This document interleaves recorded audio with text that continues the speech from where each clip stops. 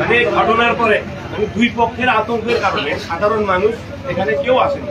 আমি তো ঘুমাচ্ছি, আমার ঘুমের থেকে ডাক দিয়ে নিয়ে আসছে এই ঘটনা, তারপরে আমি এখন আসছি।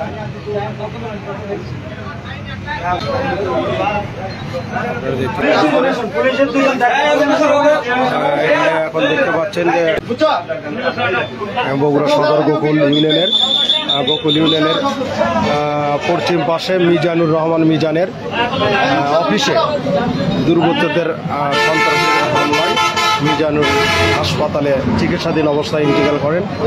আর একজন ঘরের ভিতর আটকা ছিল, তাকে প্রশাসন উদ্ধার করে এখনই মেডিকেলে পাঠানো হলো।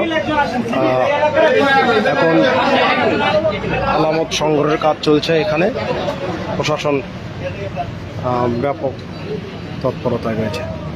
এলাকার পরিবেশ এখন শান্ত আছে।